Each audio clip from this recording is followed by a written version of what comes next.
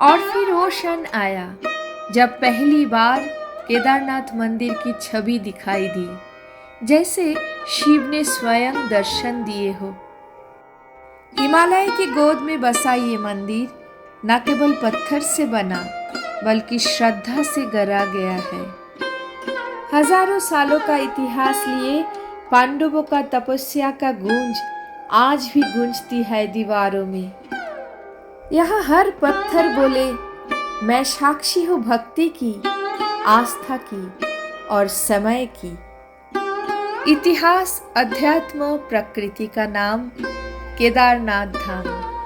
नमस्ते दोस्तों, पिछले वीडियो में आप लोगों ने देखा होगा गौरीकुंड से केदारनाथ तक कैसे मैं पैदल यात्रा करके पहुंची। तो चलिए आज के वीडियो में आप लोग केदारनाथ धाम का दर्शन कीजिए।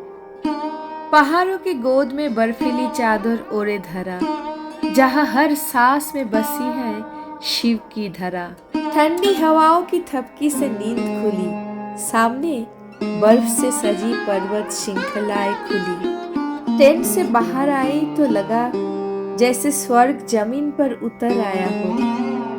यहाँ समय ठहर जाता है और आत्मा खुद से मिलने लगती है।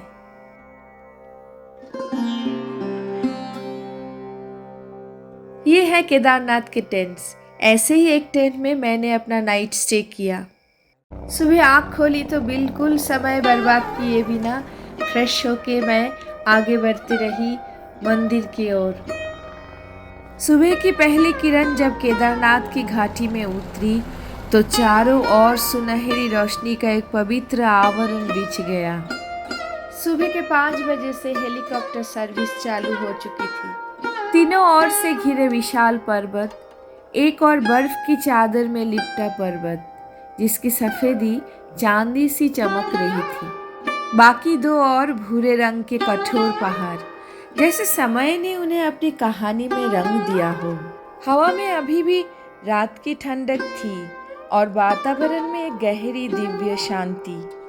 लेकिन सुबह 5 बजे से आसमान में हेलीकॉप्टर की आवाज इस शांत संगीत में जैसे तेज सुर मिलाने लगी, मानो प्रकृति की धीमे तान में अचानक कोई ढोल बज उठा हो। मंदिर की ओर बढ़ते श्रद्धालुओं के कदमों में श्रद्धा का एक अद्भुत संगीत बसा था। अभी देखिए इस ठंड में मेरी चाय की चाहत क्या है। भैया चाय है, दीजिए एक चाय पिला दीजिए। अदरक है, अदरक डाल दीजिए। हाँ, स्माइल दीजिए। आपके दुकान में सुबह का चाय पीऊंगी। गले का हालत बहुत ख़राब है, बुखार कोल्ड हो गया है। सो सुबह मैं निकल गई बाबा के दर्शन के लिए।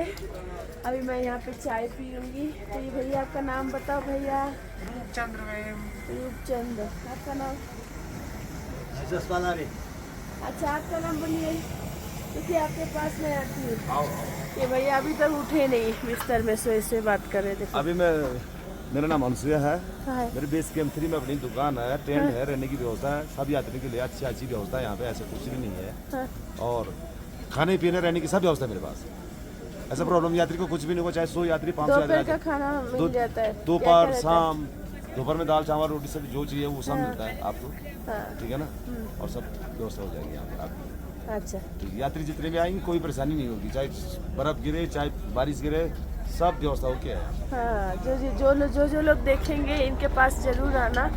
तो इनका अभी चाय बन रही है, देखो मैंने कहा अदरक डाल के बनाने के लिए चाय बन रही है। पूरे सफ़र में चाय, पानी, नाश्ता, खाना, ऐसे मेडिकल कैंप, किसी भी चीज़ के कोई भी कमी महसूस नहीं हुई।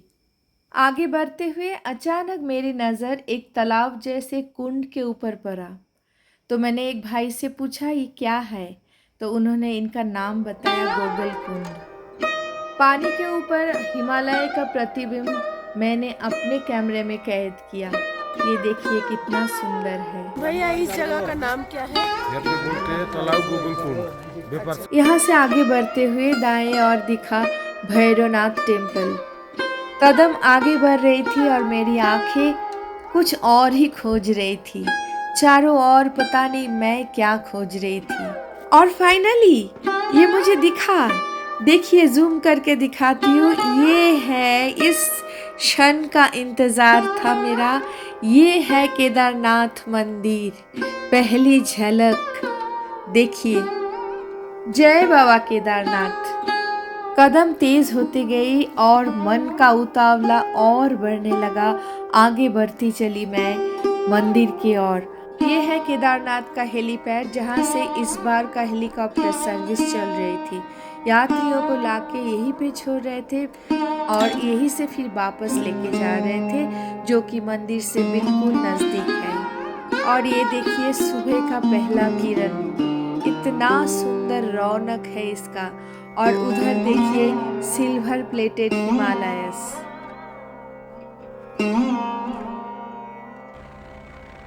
हर कदम मंदिर की ओर, मानो आत्मा एक पुकार को सुन रही हो। माए बहती मंदाकिनी, पावन शीतल शांत। तो यहाँ से टोकन लेना पड़ेगा मंदिर दर्शन के लिए। टोकन की लाइन है ये। कितने बजे का मिला सर? 3 से 4 का मिला। 3 से 4 का? उसके पहले नहीं हो सकता है? अभी लाइन में खड़ी हो जानी है? अभी लगना चाह रहा हो तो लग जाओ, नहीं तो 2:30 बजे लग जाना। 2:30 बजे? कहाँ से लाइन शुरू होगी? अच्छा, थैंक यू। ये मुझे टोकन मिल गया। 3 से 4 बजे का स्लॉट है।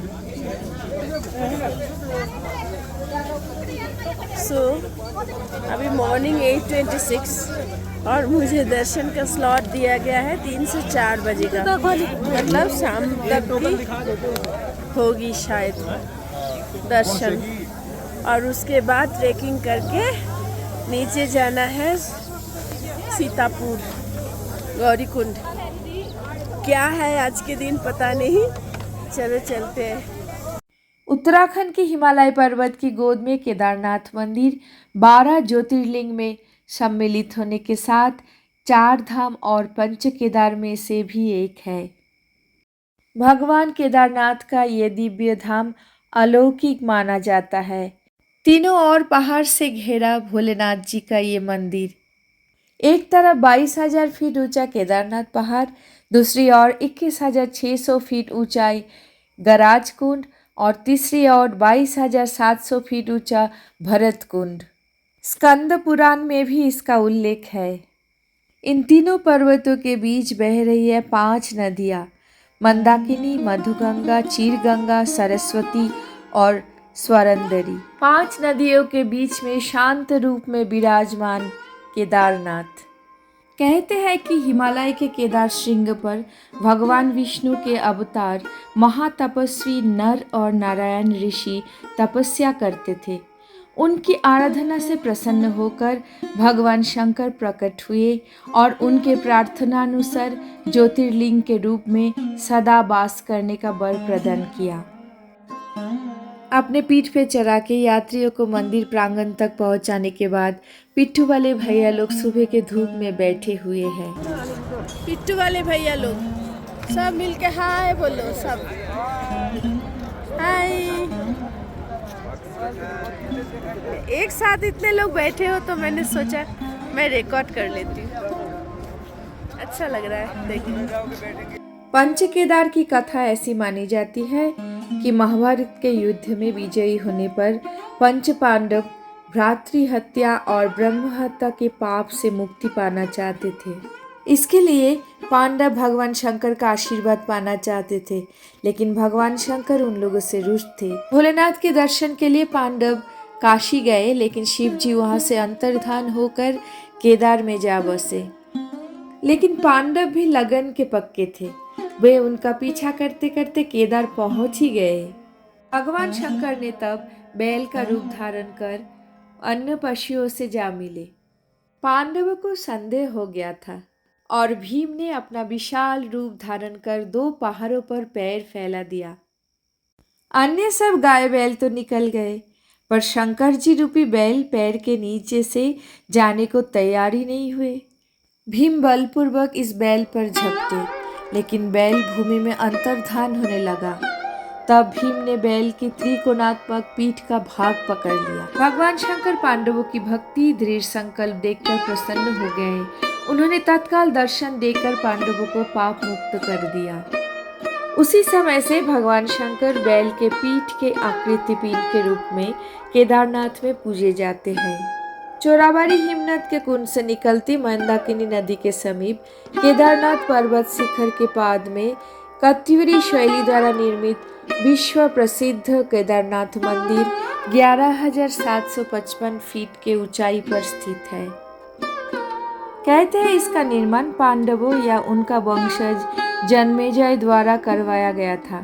मंदिर का जीर्णोद्धार जगत गुरु आदि शंकराचार्य ने करवाया था। इस साल केदारनाथ मंदिर का कपाट खुला था मई 2 तारीख को और मैं पहुंची थी 11 तारीख मई के 11 तारीख रात को, और ये वीडियो बना रही हूँ मई के 12 तारीख को। इसीलिए ऐसे फूलों से सजाया हुआ मंदिर देखने का नसीब हुआ था। ये देखिए साधु सन्यासियों का भीड़ जो कि महाकुंभ में मैंने इस बार देखा था, फिर केदारनाथ मंदिर प्रांगण में भी दिखा।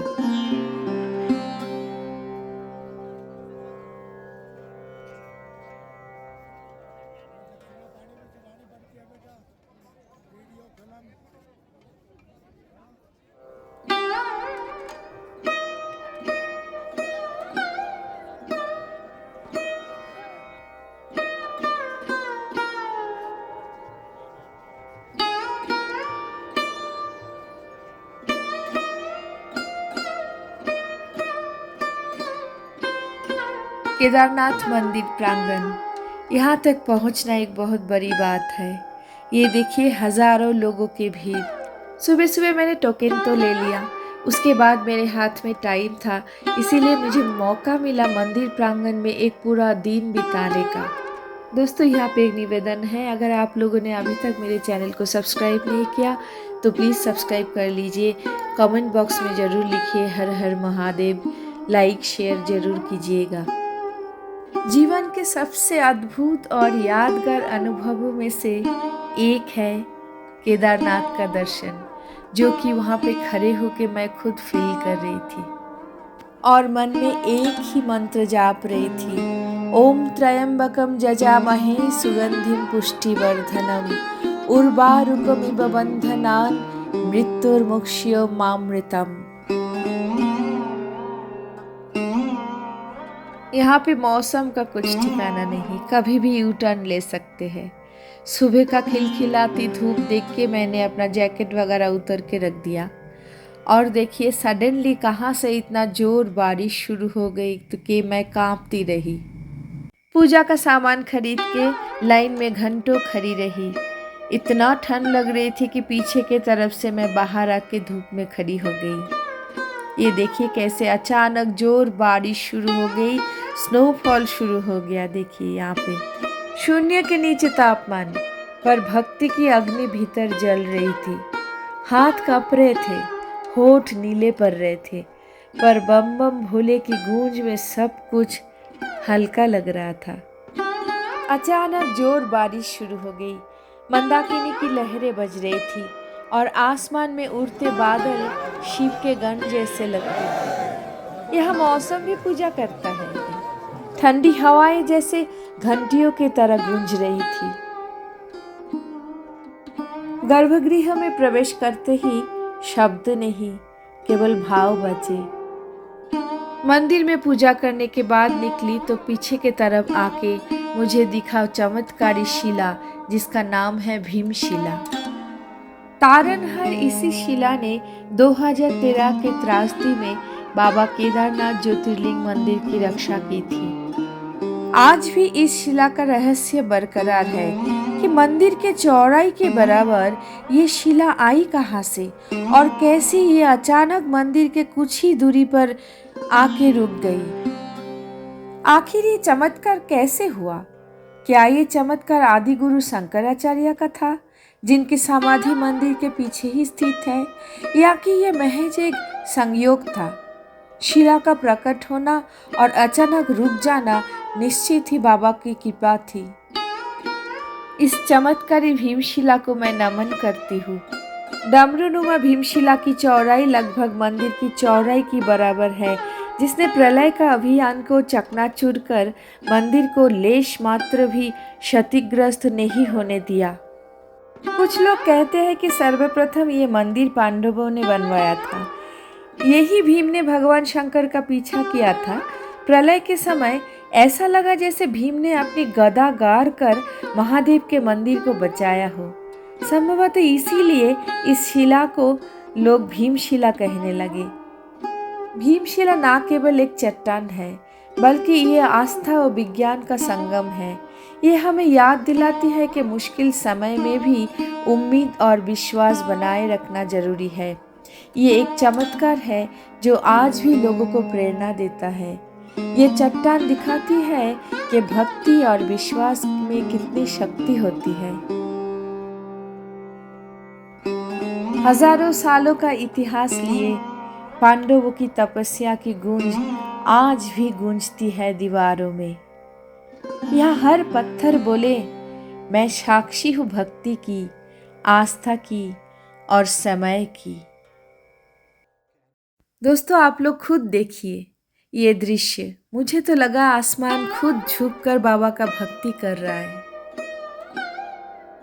ये जो भीड़ आप लोग देख रहे हो, बार बार मैं दिखा रही हूँ इस वीडियो में, इसका मतलब एक ही है। यहाँ पे जो जो लोग पहुँचे हैं, बहुत सारे कठिनाई को पार करते हुए फिर बाबा के द्वार पे पहुँचे हैं। जब भोलेनाथ का आशीर्वाद साथ हो तो चिंता किस बात की।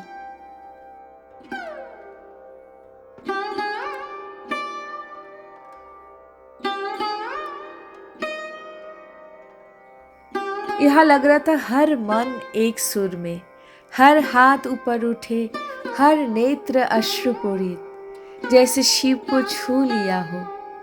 ये कोई स्थान नहीं, ये अनुभूति है। ये कोई मंदिर नहीं, ये शिव का हृदय है। यहाँ आकर लौटना नहीं होता, यहाँ आकर कुछ भीतर हमेशा के लिए रुक जाता है। केदारनाथ का एक दिन पर जीवन भर की स्मृति बन गया। शिव की इस भूमि को प्रणाम, जहाँ हर मुसाफिर खुद को खोजता है। हर हर महादेव। शायद इतना ही लिखा था, लेकिन जिंदगी भर का पूंजी कमा लिया मैंने। क्या करें, समय तो पीछा नहीं छोड़ता है। घड़ी पे 5:30 बज चुके हैं शाम की। अब वक्त आया पीछे मोड़ने का। रात भर सफ़र करके गौरीकुंड पहुंचना है। तो दोस्तों, आशा करती हूँ आज का ये वीडियो केदारनाथ धाम का आप लोगों को पसंद आया होगा। अगले वीडियो में ज़रूर साथ रहिएगा, जहाँ पे आप देखेंगे केदारनाथ मंदिर से मैं गौरीकुंड तक रात भर कैसे मैं नीचे खुद अकेले उतर के पहुँची। जय बाबा केदारनाथ। Thanks for watching.